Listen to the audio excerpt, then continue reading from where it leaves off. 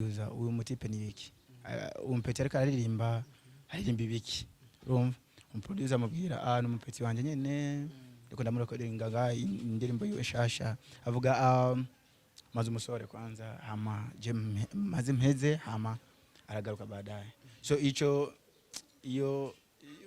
ni kintu nigeze guhura naco carambabaje imbabazi ndagisubiyamo atansebye imbabazi atandondeye tukicara hasi tukaganira jewe kubganje nzotangwa kumuvuga nikeza wallahi ichoma tukabana nzagakunda wallahi kafite look nziza kafite maso meza kafite ingeso nziza kafite face nziza.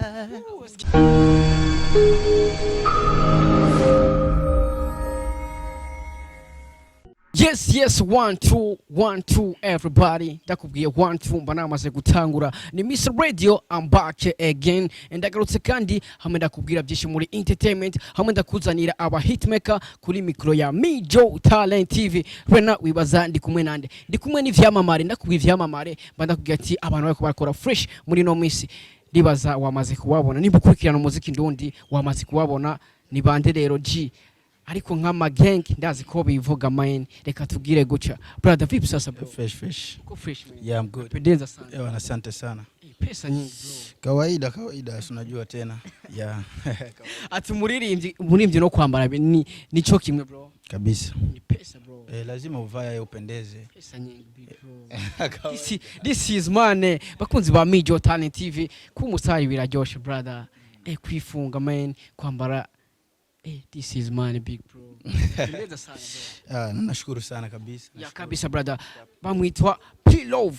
Ndibaza nimukurikirana umuziki ndundi bavuze ijambo P-Love cyangwa se bavuze umurimbyi P-Love ucuba wamaze kumva all brother. Tukiningabanye brother bantu baramutsa abakunzi ba Mijo Talent TV big bro. Ya abakunzi ba Mijo Talent TV murakomeye muraho. Ya turabakunda cyane. Hari abantu benshi bazi kutazi Kirundi bro. Kirundi ndakizi. Hari abantu benshi bazi ko P-Love kubera igiswahili cishi bazi ko atakirundi. Kirundi ndakizi none. Kawaida. Ni kawaida. Yeah, kabisa wamaze kubona tukumwe na P-Love, mvuze P-Love cyumva Mr. Akana, Mr. Lekamvuge n'izindi nyinshi big bro. Mr. Go ali kumwe na Shan Queen. Go sasa brother wari wahama ivyo ukora biranja kandi umutima ukanka kugumana nawe yeah go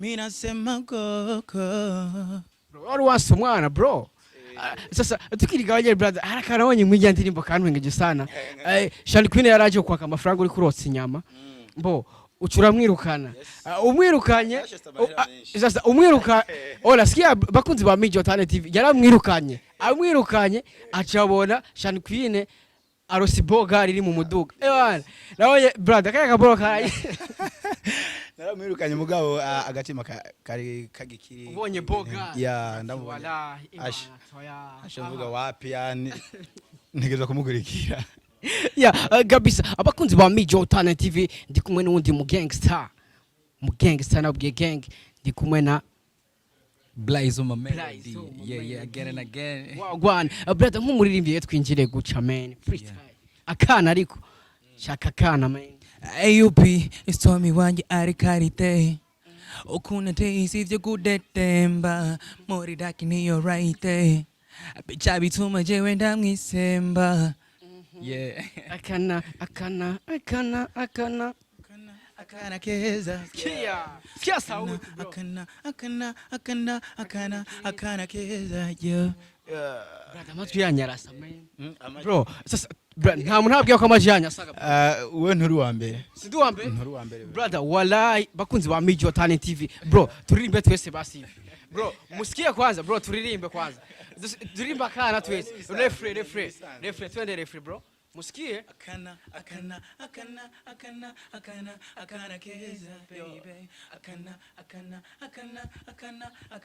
akana keza baby sikia sauti baby I'm in love urukundo kwa ruri deep love baby I'm in love urukundo rwawe ruri deep low. Baby, I'm in love.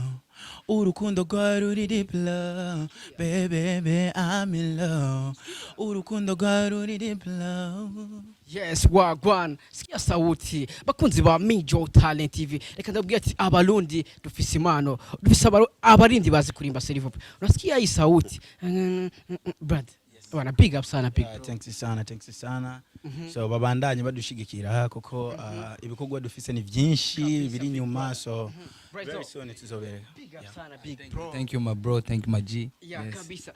Bakunzi ba Mijo Talent TV twaje kuraba abarindi bacu abayivi abarundi kugira tumenye mbega abarindi babaye gute brayzo cyangwa se P-Love babaye gute ariko reka duhere kwa brayzo. Brayzo tukiri ngaho nyene big bro mbega we wamenyanye ryari na P-Love bro? Kuko uvuga yuko P-Love niwe twatangiye kumenya imbere yawe mbega we wamenyanye gute na P-Love? Yeah, Jenny buka before P-Love n'umuntu kwanza icambere tuva hamwe tuva twese makamba Nyanza laki rero apari umuziki no mu buzima busanzwe twari dusanzwe tumenyana. Yeah, of course. Yes. Tuvuga ati rero ebana iri foko ambera big bro. Okay, gusa muziki nyene yarantanguriye guseruka imbere y'abantu. Okay, mugana nje mu nyuma nyene narikweze ndikwega nyenda seruka imbere y'abandi nyene. Yeah, of course. Kabisa wavuze yuko mwari muziranye imbere kandi yagutanze kuririmba mbega P-Love niwe yatumye wiyumvamo music cyangwa se zari indoto zawe big bro? Nico kiri ni kimwe muri vyo gusa ni vyinshi vyatumye je nimva mu muziki kubera niyo yali na talent yanje kuva kera cyane gusinkira umwana. Yeah.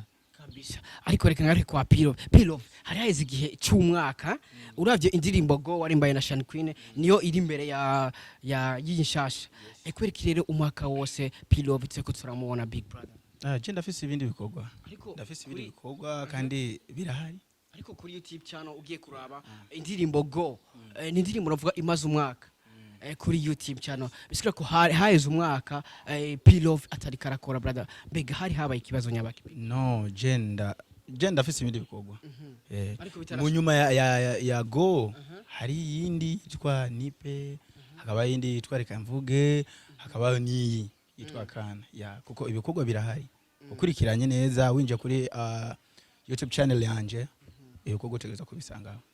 Yeah, kabisa big brother ari babiri baduha indirimbo yitwa akana brad nanje shaka akana uzokaronka nibuke sasa brother ariko rero ugiye kuraba indirimbo akana audio iri kuri YouTube channel ya brayzo video iri kuri YouTube channel ya P-Love brother kubera ki audio mwashimiye kwishira ku rubuga rw'iwawe video nayo ikaja kwa P-Love? Urumva twe mu bisanzwe nta differa dufise kubera twese turi muri label imwe muri label imwe kandi ni gikorwa cakorewe muri label yacu rero audio yaciji wanje video ijiwe kubera nitwari gufata audio ije kuri channel zibiri hama na video kandi ikija kuri ntuze kuri channel zibiri ivyo bintu kwanza ntivyari gukunda nivyobaho nico gituma audio yaciji wanje video igenda wiyo.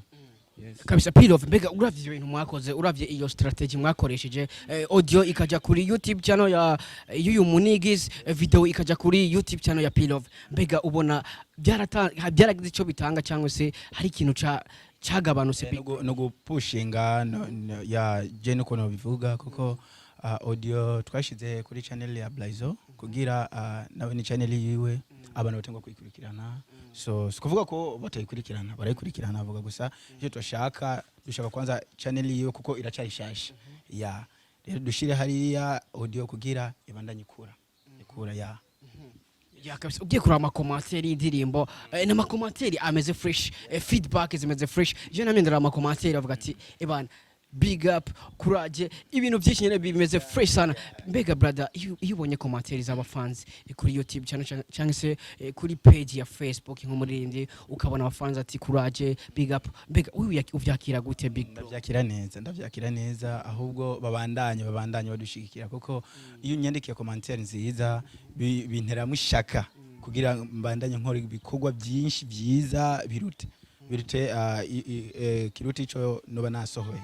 Yeah, big bro hari beshi bavuga yuko P-Love na Brayzo hari beshi bavuga ko muvukana big bro hano muravye umva maye cyane gose bavuga ko muvukana amajwi sikia sauti brother mufise amajwi asa fresh sasa abantu bavuga ko muvukana nivyo cyangwa sivyo big ya abantu benshi barabivuga cyane gose kandi ntibibeshe muravukana pilaf turavukana gusa ntidusange ngo mama ngo abavyeyi gusa twebwe ku rukundo twe dufitaniye turavukana mu bisanzwe yes ariko biravuga ko mufise na management imwe brother shaba kuzi ba Major Talent TV aba big bro ko baducanganya man management imwe amajwi asa urumva yuko avuze ko bavukana ariko apana byo kubavyeyi fresh ariko avuze ko bavukana sasa brother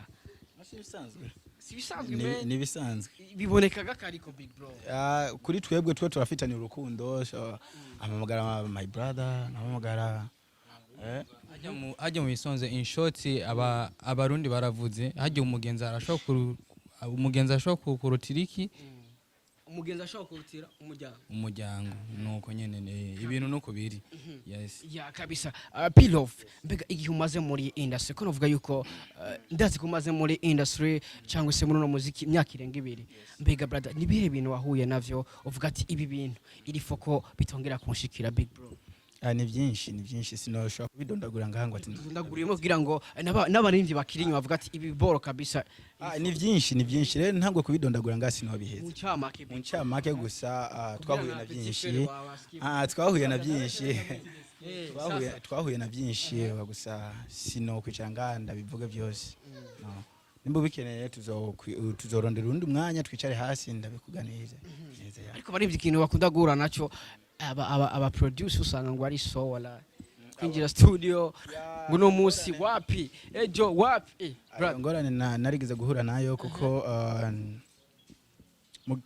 mu gihe kimwe nari mfise indirimbo naga gukora muri studio kanaka sinoshoka kubivuga no producer wanje so twavugana ndamuha amahera ndinjira ku recordinga ntabwo ku recordinga hacaraza undi mustari ico gihe je ntazina nari mfise so aramubaza producer uyu mutipe ni iki umpeti ariko aririmba ibiki urumva umuproducer amubwira n'umupeti wanje nyene ndiko ndamurekodinga indirimbo yiwe shasha avuga maze umusore kwanza hama je maze mpeze hama aragaruka baadaye so ico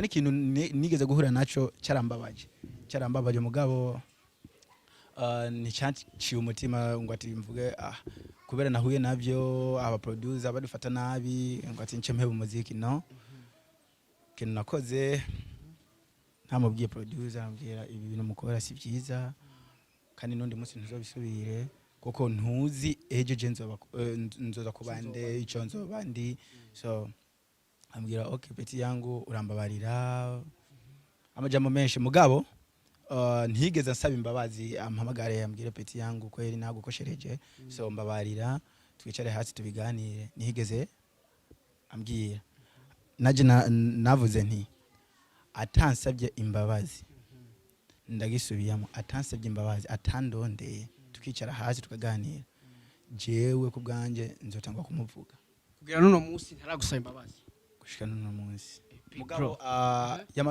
yamarondera uburyo ukuntu twoshobora guhura basi twicare hasi tuganire byarananiranye ariko jewe ku bwanje ndabizi andondeye cyangwa akarungika abantu bakaza bakanshikira bakambwira iyo chance ndayimuhaye tuzohura brother mbega uwo muntu ninde brother kugira ngo nka Major Talent TV tuzoje kumiga tumubwi kuko wavuze ati adutume twe tuzo tukubwire brother kuko wavuze ati niyatuma abantu bakaza bakambarira je nzomuharira mbega ni batari banga brother uwo mu producer ninde kugira ngo nka Major Talent TV tuzoje kumurondera igihe nikiragera big bro igihe nikiragera mugabo nizeye yuko azoza ataje naho nzomuvuga ataje nzomuvuga bisigura yuko tugarutse ataraza uzomutubwira tuzomuvuga ya kabisa brayzo mbega brother ugiye umaze muri no muziki brother nibihe bintu ubona abiriko bironona umuziki dodi big bro ibintu ni byinshi cyane gose biriko bironona umuziki ndundi duhereye kuri abantu usanga bahaye bitapa yani bishira hejuru ku bintu ya umwe wese king cyanje ndi king busagwe tuzi yuko umukinga bari umwe ariko urumva muri ino game king brother sasa okay nko mu bisanzwe duhere kuri nk'abakuru bacu hari ibintu nyene biharawe nyene nko muri iyi minsi ukumva umuntu ngo arafunzwe urumva nko kuri ico kintu ukiravye nko twebwe turi yani nko twebwe aba upcoming ya yes hama natwe naho tukaca tubona abakuru bacu bahaye bafungwa nyene ku bintu nyene usanga atari ibintu nyene vya hatari usanga biriko bironona umuziki ndundi natwe nyene bica bituma yani biduha n'intege nke cyane gose ya kabisa apilove hari abantu bavuga yuko generation shasha arimwe muri ko murakora cyane gusumbya n'aba region cyo kintu uracemera bro yes bavuga yuko iyi generation shasha ona ba Oleg ba Berry Music ba We Designer ba Pilove ba Brayzo bavuga yuko generation shasha yugerageje kuraba bavuga yuko arimwe muri ko murakora sana kurusha aba region bro uvuga kwikimeye icyo novuga none abashabiki abafani bo babona gute beshi bavuga guco none nuko nyene niko bimeze generation shasha bari turakora kandi uravye umuziki wa Buja Flavor uri kuratera intambwe uri kuraduga ya rero abariko barawuduza nabanyina abakamingi bariko baraza bariko barakora ibintu bikomeye cyane ya kabisa brother ijambo tubwira umufanzi nirihe big bro ijambo ntubwira ushaka kubwira umufana wawe muri rusange tukamusira ijambo ku mufanzi wanje sinshobora nk'ijambo novuga ngo ati wa mushenzi we iryo jambo je ntajyo nobwira umuntu ikintu tumukorera nacyo ikintu ntumukorera ni nko kumugara ko anyandikiye message nkareka kumwishura abarivyi niko mumeze bro sasa abarivyi rero mfise ikibazo big man abarivyi abantu usanga message imwe zibiri zitatu brother urumva nanje nico gituma mvuze ico kintu nanje ntaco nokorera umuntu nzi ahaya mfana yes kabisa ahaya tuma je shika ahantu indoto zanje zishaka gushika ico kintu nanje ico kintu nanje ntaco nokwigira nkori wiwe yes mbega tuzitege iyindi ndirimbo ari kumwe na Brayzo cyangwa se ni nyene tu n'izindi harimo n'izindi nyinshi abantu barindire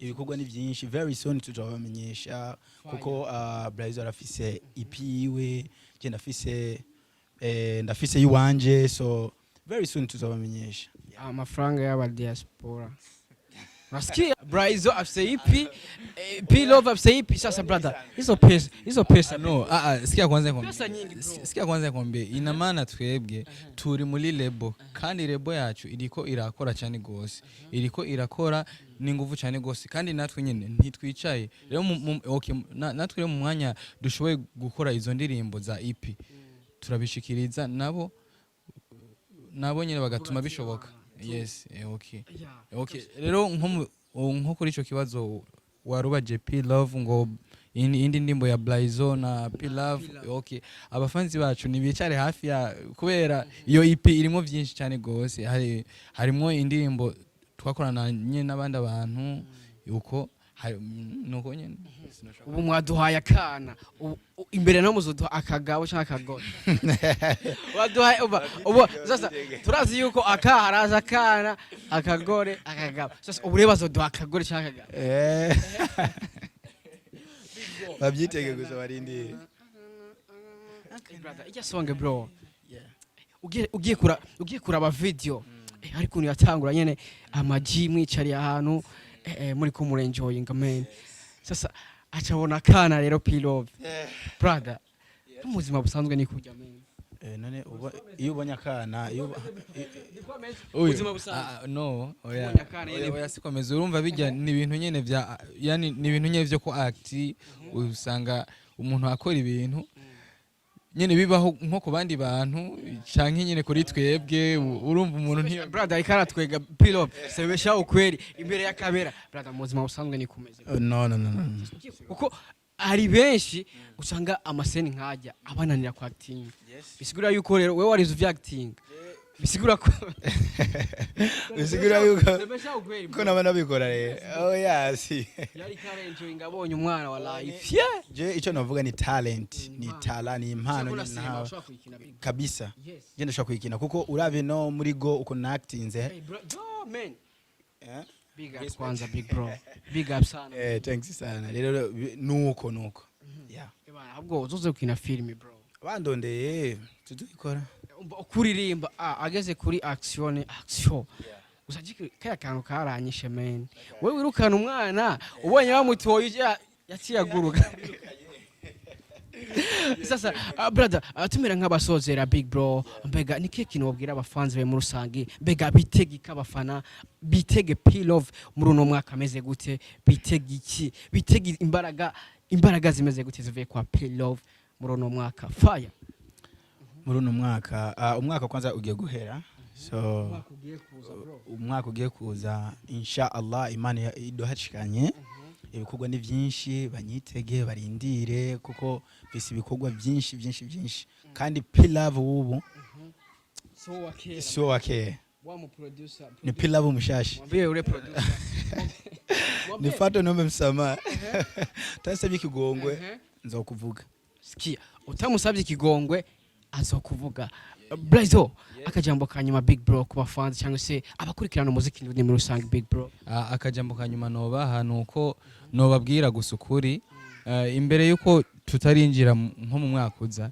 bitege ikindi gikorwa kimwe cogara umwaka kandi ico kigogwa wallahi asha igikorwa cyomba mwitege unasikia umvira ijambo fresh babwire kwanza big bro je mvuze imbere yuko twinjira mu wundi mwaka uyu mwaka mu kuwusozera ndaba igikorwa kimwe cogara umwaka ndibaza ngaho ucuvuga ati bana wait imbere ko twinjira mu wundi mwaka ndabemereye igikorwa si jewe nababaji brother ariko ndabashimire big bro kubona mwadu high time kubona mwemeye kuyagana Mijo Talent TV ndavuga ati big up sana big bro thanks sana kabisa big up sana brayzo mzee thanks sana kabisa kabisa ariko rero ntimugende turaza ndakoza kwe tuvugara kwanza ariko reka manze shimira abakunzi ba Mijo Talent TV we kurikiranye iyi video ntibagire kugira subscribe kuri channel yacu ya YouTube ucugira subscribe kuri YouTube channel ya Brayzo subscribe kuri YouTube channel ya P-Love kugira ngo abarimvyi b'abarundi bakomeze gutera imbere wo wabikoze big up sana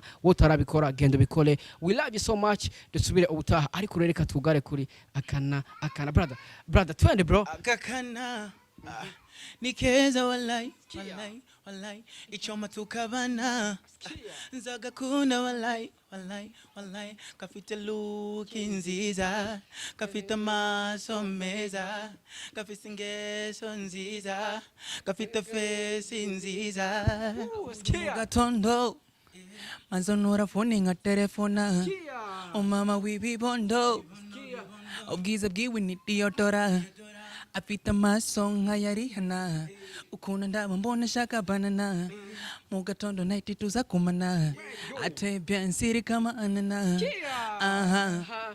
baby nitakutunzia siri zako hani wangu kuache nitakutunzia iwe yako nitakupenda mama nitakupenda nzogukunda baby nzogukunda akana keza akana keza brother thank you so much big bro wagwana Mijo Talent TV we love you so much